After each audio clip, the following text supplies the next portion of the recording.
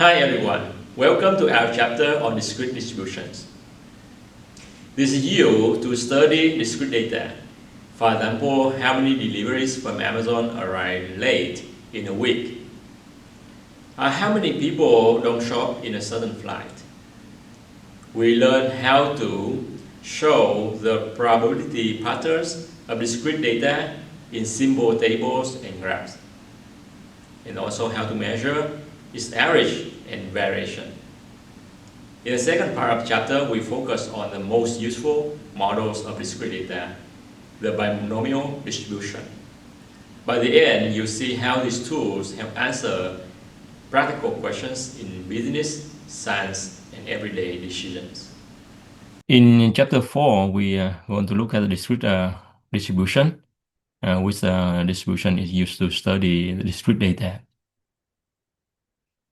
So we have some terminologies here. First, random variable, RV, okay, in short. It represents numerical outcome of a random phenomenon.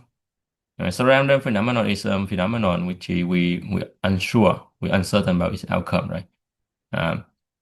We know there are certain outcome, but we don't know for sure what will happen next, right? So say if you toss a coin, you know that it can be head or tail, but you don't know exactly what will happen after you toss, right? Say you toss a die, you know that it can be 1 to 6, but you don't know whether what outcome will land, right? So in chapter 4, we will focus on a study in discrete random variable, with the random variable type where its outcome is discrete. So basically for this chapter, discrete random variable, it will help to look at to study the discrete data. And for chapter 5 and 6, we will look at the continuous random variable where the outcome is continuous. So which means in this case, we will can use the tool to study the continuous data. And often we use capital letters to denote random variable. So for example, in example 411 here, if you don't know X is the number of girls in one birth, and then for sure, if you go to hospital and there are newborn baby, right? You don't know is a girl or a boy. But you can know that if you denote X number of girls here, so X can either 0 or 1, right? 0 girl or 1 girl. So this is a discrete random variable. Say if you're curious about the US adult height, right?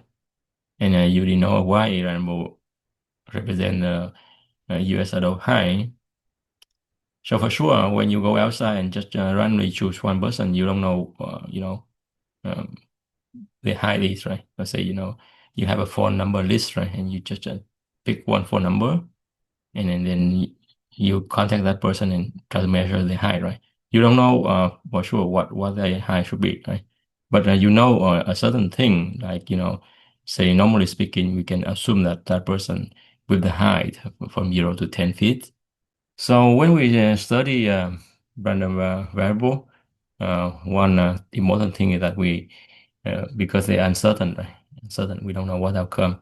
But to make it the study work, right? Even though you don't know what outcome happen next, but one thing we're interested in that, like, what's the probability of an uncertain outcome can happen? Okay, so this we need a tool called probability distribution, and we write in short as a prob dist here. So it will display all the outcomes and the chance of getting an outcome of a random variable. And the probability distribution of discrete random variable, and often we represent in a table, or like for example this table here about number of girls in one birth. Right. So you can see that on the left side you have like the value X can take, and the right side in the probability of each happen, right? So here in this table you can see the number of girls in one birth can take value either 0 or 1. And say, just say half, right? Half.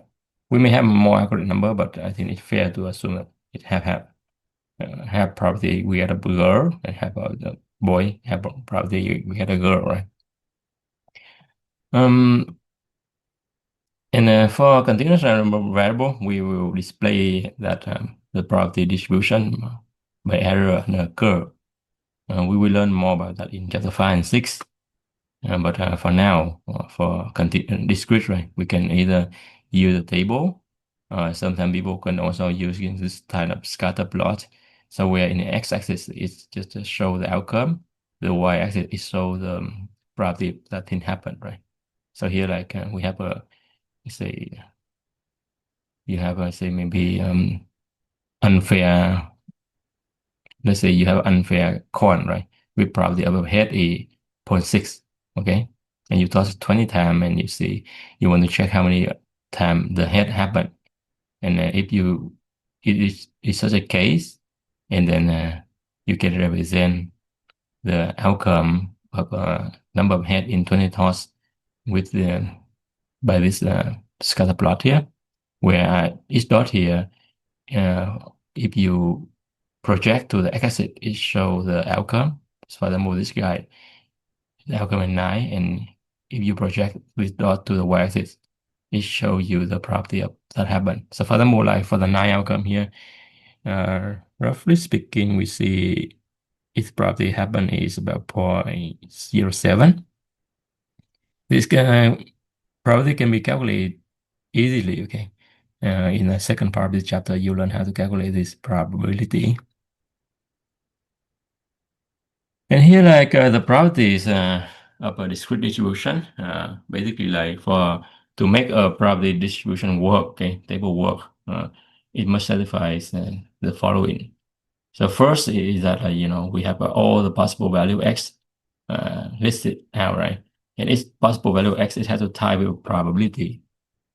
That probability, okay. So for example, here you can see all the x here listed here, right? 0, 1, and each then type of probability. And then each probability might be 0 and 1. So probability cannot be less than 0, right? And cannot be bigger than 1. 0 is the impossible and 1 is certain, right? And the summation of all the probability must be 1. So this is a 3 important property you need to check before when you look at a probability distribution table. They all have to be satisfied to make it a meaningful, right? A valid table. So here in this example, we can see like what is which table below is the probability distribution. Okay, so we have 3 tables. Maybe say we call this table 1, this is table 2, and this is table 3. Okay, so table 1 here, table 2 here, and table 3. So let's see which one can make a probability distribution. Okay, so this guy cannot, right? Because we have a -1, which is violated the second condition. How about this guy? 1. So each type of value, right? Good. Or between 0 and 1. Let's add up the sum. So 16, 18, we have 34, 56, 66, right? 34, 56, 66, 96, 97. So no, it doesn't make 1, right? So this condition violated. How about this guy?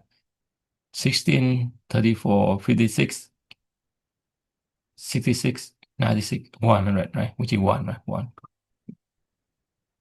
So all conditions if satisfied is x type of probability or probability between 0 and 1 and the sum is 1. So this last table here, the table here is a valid probability distribution table, but not the first and the second, okay? So let us look at the example where baby crying here. So here a psychologist getting interested in number of days per week of newborn babies crying wakes its mother after midnight. This is important, right? On a new month.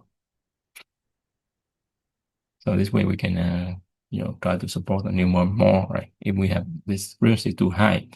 So from a random sample of 500 mothers and their baby from population, she found that 10% of baby cry 3 weeks, 15 cry 4 days, 17 cry 5 days, and 28 cry 6 days, and 30 cry 7 days. So quite high, about 30% cry every day. So they actually know the random variable or number of days per week for this population. Okay, so we have a population of mom here with some hit a population of mom. Okay, maybe in a village or whatever. Um.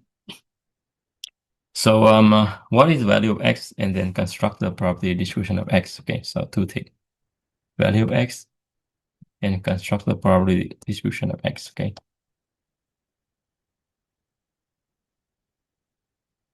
So first thing first, what the value of x here you can see. So from this, they say it's population, right? So basically, we just assume that it's all the mother available here in this planet, for example, like that, right? And say the here we have like x is the number of client per week, right? Number of day client per week. So we have like 3 day, 4 day, 5 day, 6 day, 7 day, right? 7 day. So the value of x will be 3, 4, 5, 6, 7. And then the second question, construct the probability distribution of x. So the probability distribution, in order to make it work, right, we need two things. One is the value, and secondly, the probability type of each value, right? So we have the value on the left-hand side, which is 3, 4, 5, 6, 7. And the probability type it basically just from this population, right? Because they talk about population here. So 10% require 3 days, which is 0.1, right? 15 of the data requires 4 days, which is 0.15.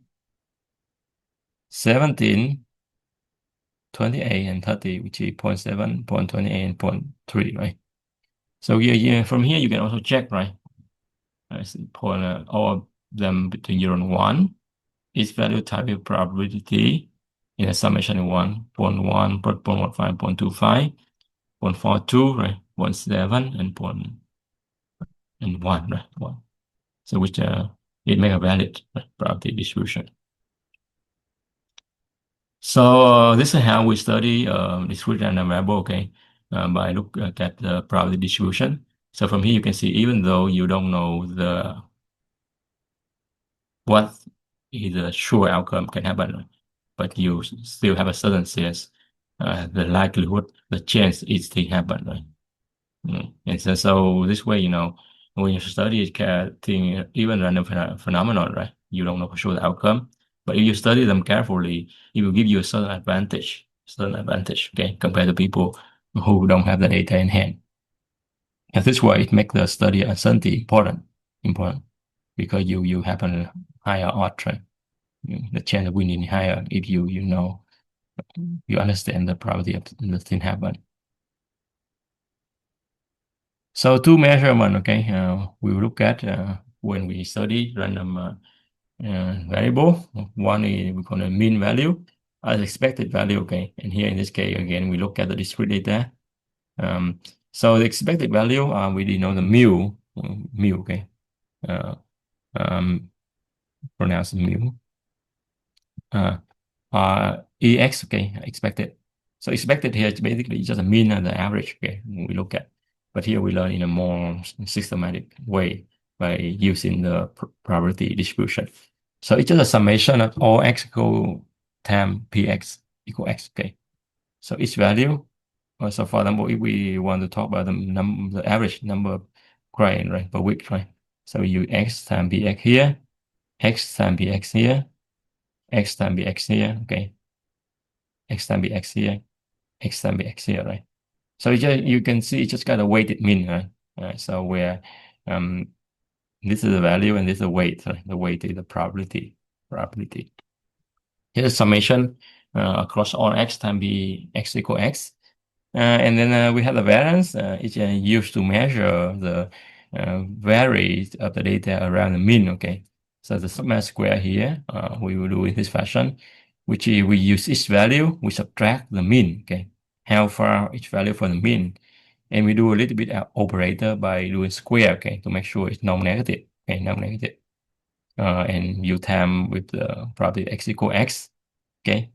So each value here, you subtract the mean mu square and time x equal x, and you add up all for all the value, okay? So this gives you the variance. And actually it can be proved that easily, okay? But not the scope for this class, that we can also rewrite it in this fashion, okay? X square times px equal x. You summation all of them, and remember to subtract the mu square, okay? And because of the unit, right? Variance unit is unit a lot of time in minutes, right? So we can always take the square root to get the standard deviation. And then there are another terminologies we call unusual high value, unusual low value. Okay, so sometimes we call it outliers. But, in this case, outlier here, unusual high, unusual low here, we define in a parametric way. So when we use box plots, right, we define the high value outlier high side is something Q3 plus 1.5 IQR. But now we can also use the mean plus 2 sigma, okay? Uh, to represent to say if a value is unusual high and value unusual low, it means subtract 3 sigma. So the counterpart when for non-parametric scheme is the cutoff for the low side outlier, right? Which is Q1 subtract 1.5 IQR.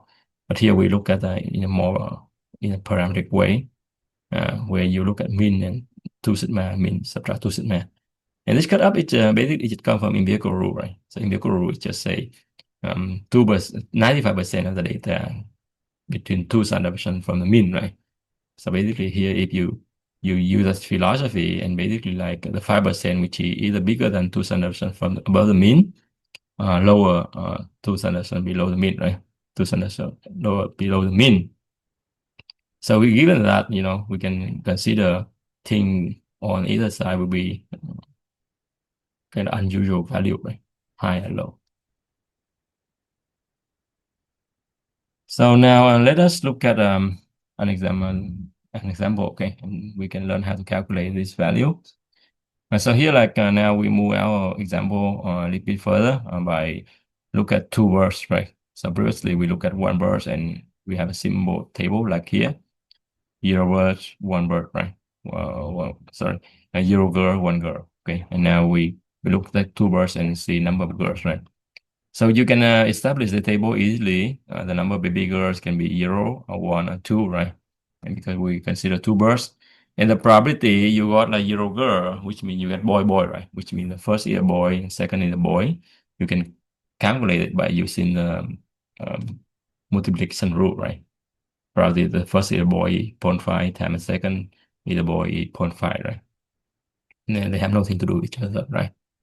And then when you have one girl, right, which means you have either a boy girl or girl boy, and probably you get a boy then girl, would be also 0.5 times 0.5, which is 0.25, and the probability you get a boy then a girl, right?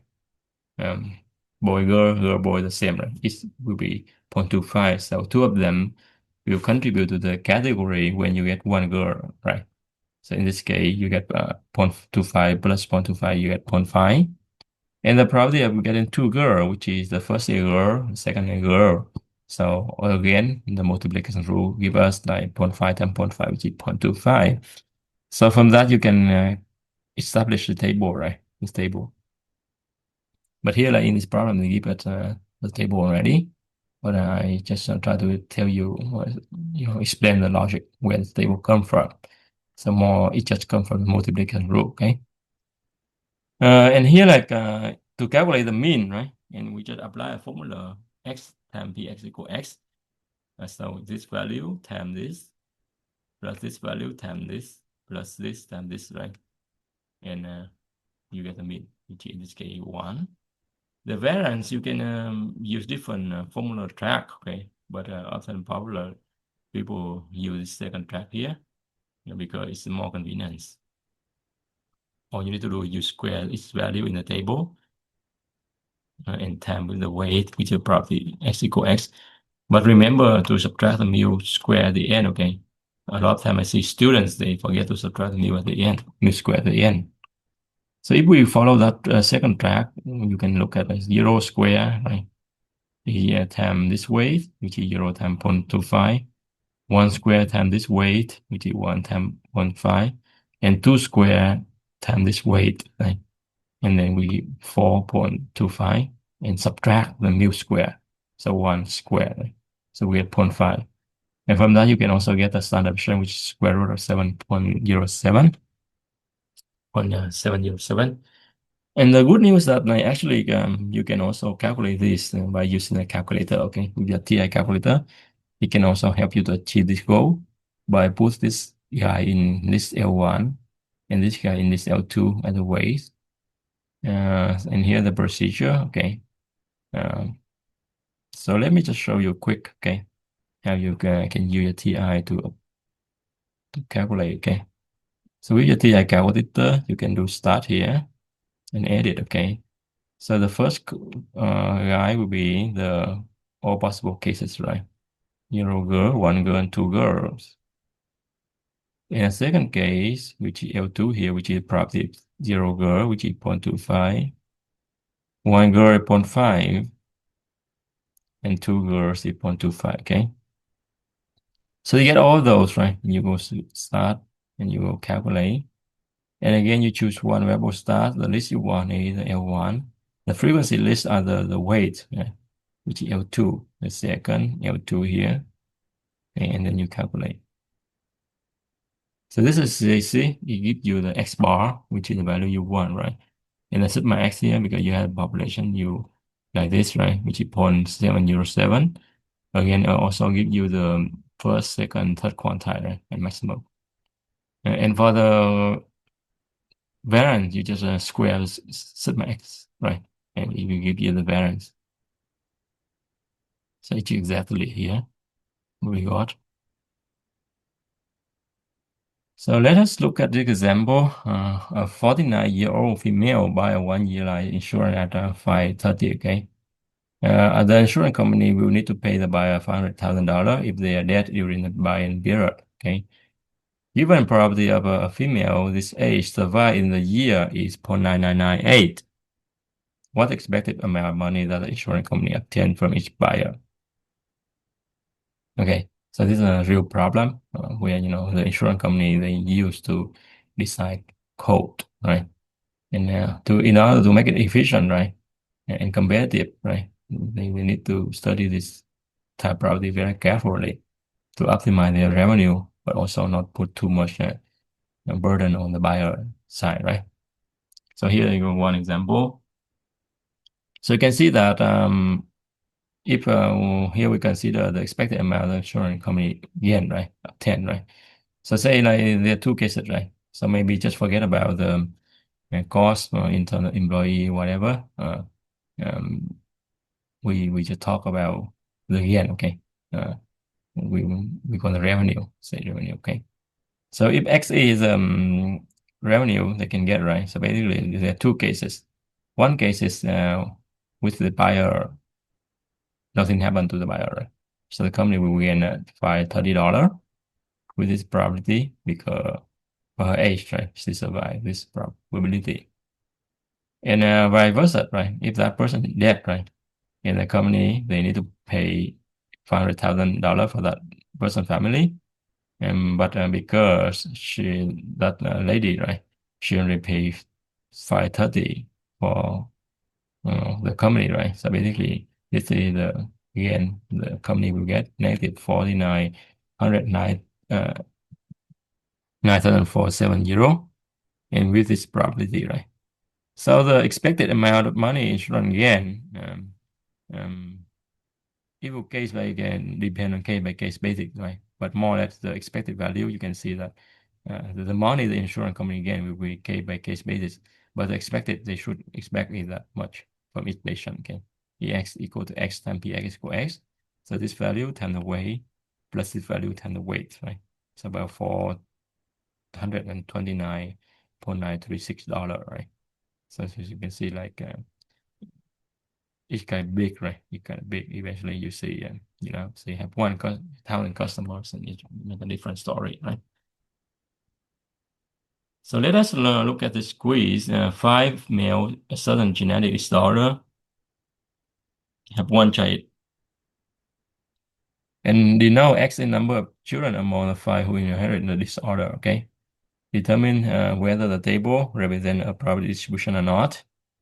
So again, here we need to check 3 conditions, right, for probability distribution, which we say here. Each value X type with a probability or probability between 0 and 1, and the sum is 1. Okay, so there's three conditions we need to look at. So here is value type with a probability or 0 and 1. And let's see the sum 1, 3, 5, 2, 6, 9, right? 7, 8, and 1. So which is all conditions satisfied. And from that, we can get this expected value, right? We can confirm this probability distribution. So the second question, find the mean and standard deviation of X. So there are two tracks you can go. Either you can go with manual calculation by follow this track, okay, or use a calculator. And I would suggest you should use a calculator to get the mean standard deviation, okay? This way you save time given the test constraint, and you also it's safe aside, right? It's harder to make mistake with the computer, right? Than with a manual calculation. So let's just do it together, okay? So here you have like, yeah, let's do another list here. So you have 0, 1, 2, 3, right? 4, 5, right? And then what the probability for each case here? 0.1, 0.2, 0.24, 0.1, 0.2, 0.24. Let's see. 150922. 150922, right? 1.2.24, double check, okay? 150922. Okay, that's good. And now let's do start and calculate here. Again, the same, right? So it gives us like the x bar 2.959 and the sigma x is 1655, right? 1656 if you keep 3. So mu equal to 259 and sigma 1656, right? Sigma 1656. 558, which is 6558, right? By 656. Okay. So if all children inherit the disorder is unusual. So in order to know that for C, right, 5 is unusual high or not, right? We need to look at the cut up, right, for unusual high, which is mu plus 2 sigma. So in this case, mu plus 2 sigma will be 259 plus 2 times 1656, right? 259.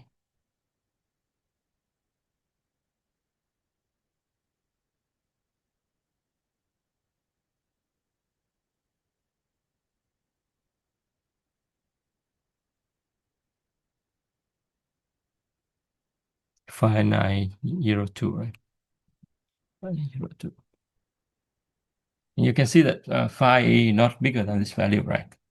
So 5 is not an unusual value. It's unusual, like it's given data, okay? It's given data.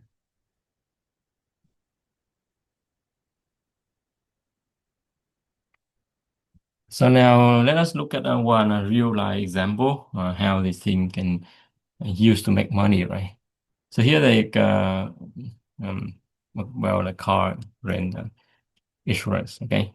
So you rent a car for 3 days, your Chase credit card covers the total damage, okay, with deductible of 1,200, which means like, say, you know, if you use a Chase credit card, right, for a certain credit card, you have that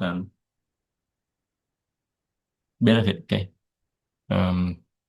So say if you rent a car, you use a credit card, okay? So if you damage the car, okay, you will have to pay a certain amount of money, and then the bank will cover the remaining, okay? So in this case, you will have to pay the $1,200, and the bank will cover the remaining for you. But often the case, you know, when you go to the airport, right, they offer you some kind they call waiver insurance. Basically, you're free to go if any damage happen, okay? So you don't need to pay any deductible whatsoever, okay? And let's say the accident probability is P equal 0.01, by the time, right? They track the customer data, right? And then they have this kind of number, right? Then calculate the mean standard payout amount when, okay? Uh, A, the case you buy the waiver insurance. B, the case you not buy the waiver insurance. And C is we ask like either insurance is good deal or not. Yeah, okay. So there are three scenarios. You decide to buy it, you decide not to buy it, and then what decision is better, right? It is a good deal, right? So let us look at the problem one by one, okay? So the case you buy the waiver, okay? So what is happening when you pay out of your pocket, right? So if you pay the waiver insurance, there is 3 days, each day $90, right? Um, and basically you have to pay $270. And in case there are two cases, right? Accident can happen and accident not happen, right? But in both cases, either the accident happen or not happen, you only need to pay 270 and you're free to go, right? In the case when the accident happen is that like 0.01, right? And not happen is 0.099. So you can see like the payout amount, no matter what, right? The expected payout would be always accident and no accident.